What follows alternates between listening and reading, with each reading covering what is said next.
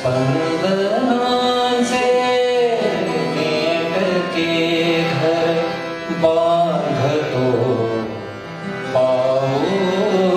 हा आतल्या उल्या नभाशी नांदतो पाऊस हा. स्पंदनांचे नेटके घर बांधतो पाऊस हा, आतल्या ओल्या नभाशी नांदतो पाऊस हा. आतल्या ओल्या नभाशी नांदतो पाऊस हा. ज्या किनाऱ्याला कोणी फेसाळतो गंधाळतो, ज्या किनाऱ्याला कोणी फेसाळतो गंधाळतो, त्या मनाच्या पायरीशी सांडतो पाऊस हा.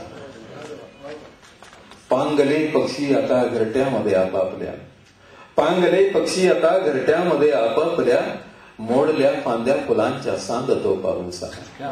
मोडल्या फांद्या फुलांच्या सांदतो पाऊस हा.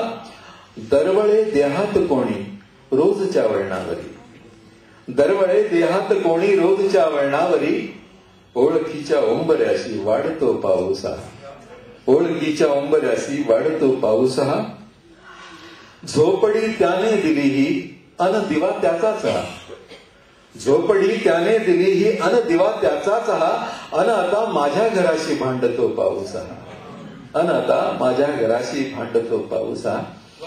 आणि खूप आवडती यातली एक ओळ आहे. ही ओळ ऐकल्यावर ग्रेसने मला पत्र लिहिलं होतं. परत एकदा ग्रेसच्या पद्धतीनं ते पत्र होतं. तो म्हणला की एवढी चांगली कविता आणि तू वर्तमानपत्रात का दिलीस म्हणून.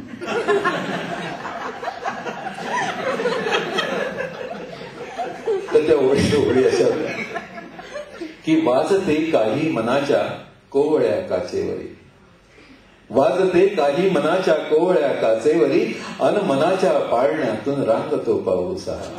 अन मनाच्या पाळण्यातून रांगतो पाऊस हा. अक्षरांच्या अंगणी पाऊल त्याचे वाजते, अक्षरांच्या अंगणी पाऊल त्याचे वाजते, शब्दगंधेचा पसारा मांडतो पाऊस हा.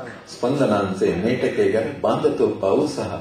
आतल्या ओल्या नभाशी नांदतो पाऊस हा. ई सकाळसाठी सुभाष इनामदार, पुणे.